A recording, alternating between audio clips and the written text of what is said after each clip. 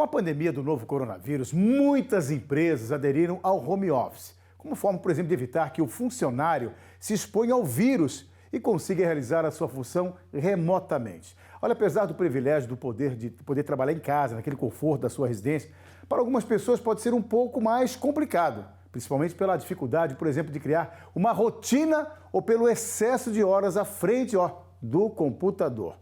A gente conversa agora sobre esse assunto com a especialista em neurociência, a Priscila Benck. Boa noite, Priscila. Obrigado por participar aqui do Jornal do Continente. Olá, boa noite. É um grande prazer estar com vocês. Prazer é todo nosso. Eu já vou na primeira pergunta que muita gente em casa também, se pergunta. É preciso, por exemplo, preparar o nosso cérebro para essa nova rotina? É preciso sim, viu? Porque o nosso cérebro precisa de rotinas. Então, qualquer interação que a gente faz, a gente precisa entender que a gente precisa passar por um período de adaptação e, a partir daí, a gente consegue estruturar realmente o nosso cérebro para que ele consiga trabalhar de uma melhor forma. Muita gente em casa está nesse isolamento desde o mês de março, levando o serviço para cá. É bem diferente, né? Como você falou do cérebro, a questão de trabalhar presencialmente e em casa, são duas coisas completamente diferentes. Em casa tu tem um convívio familiar também, né? Que às vezes até atrapalha um pouco o trabalho, né? E o que é interessante é que essa diferença de atividades, então, até um tempo atrás, o nosso cérebro associava o ambiente de trabalho àquele escritório tradicional. E, de repente, do dia para a noite, o nosso cérebro precisa associar um local, que é a nossa casa, que é um local que até então era o local de diversão, era o local da família, era o local de relaxamento, ao trabalho. E é por isso que, então, a gente precisa tomar alguns cuidados para quem está aí trabalhando em casa e vai permanecer ainda algum tempo trabalhando em casa, a realmente definir um espaço da sua casa que seja destinado ao trabalho para que o seu cérebro comece a criar essa nova associação neural e daí que você consiga ficar mais tempo ali concentrado e mais produtivo mesmo. Olha, muita gente em casa se pergunta bem, como é que fica, por exemplo, a saúde mental nesse período? Ela dá uma modificação e muito, A partir desde o mês de março para cá, muita coisa muda, Muita coisa muda, porque além dessas mudanças físicas, então, de ambiente, a gente também tem visto muitas notícias, A gente tem ouvido falar muito sobre essa questão da pandemia. E, obviamente, que tudo isso, de alguma forma, reflete no nosso cérebro, no nosso corpo, na verdade. A gente sabe que tem áreas do nosso cérebro que estão ali justamente para o nosso instinto de sobrevivência. Então, sempre quando a gente ouve algum alerta ou alguma notícia que daqui a pouco isso pode nos afetar de alguma forma, o nosso corpo vai responder dessa forma. Então é por isso que a gente precisa sim, óbvio, estar a par de tudo, mas tentar dentro do possível manter uma rotina, como você bem falou no início, para que a gente consiga também desenvolver as nossas outras atividades. E são muitas as atividades. Como é que eu conseguir manter uma rotina dentro de casa, trabalhando em home office? Muita gente se pergunta, Compro 8 horas na empresa, em casa 8 horas é bem diferente, O cérebro começa a trabalhar diferente. De uma outra coisa, E muitas distrações, que a gente tem às vezes dentro de casa, é uma televisão ligada, é alguém que bate a campainha, enfim. Então, o primeiro passo que a gente sempre diz é realmente ter um ambiente estruturado, específico para isso, dentro do possível, A gente sabe que também às vezes não tem como você definir um espaço único da casa, mas se puder combinar com a família, neste local, a partir de hoje eu vou começar a trabalhar, é sempre bem bacana. Também é importante a gente tentar organizar os horários, Essa coisa que às vezes a gente vê, já que está trabalhando em casa, fica trabalhando às vezes até mais tarde ou até mais horas do que normalmente trabalhava.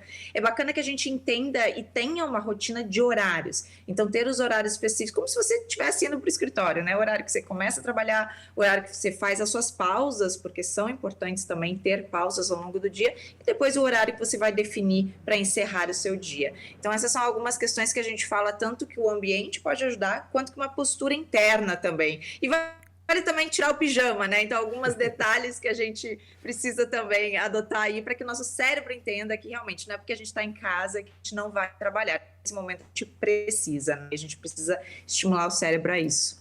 E tem um detalhe também, Esse trabalho em casa, ele pode ajudar também a melhorar a produtividade, sem dúvida?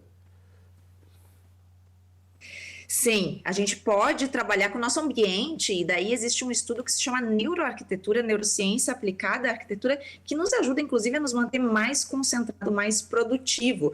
Então, às vezes, algumas estratégias do tipo colocar um elemento da natureza próximo à sua mesa de trabalho, tem vários estudos que demonstram que, apesar da gente não estar na área externa com esse contato com a natureza, a gente pode trazer a natureza para dentro da nossa casa, seja através de uma planta, ou seja através da própria luz natural, se a gente consegue permanecer, mesmo que em casa, com esse contato da luz natural. A gente sabe que existem uma série de hormônios que são estimulados a partir da luz natural, extremamente positivo para o nosso bem-estar e que, consequentemente, nos gera mais produtividade.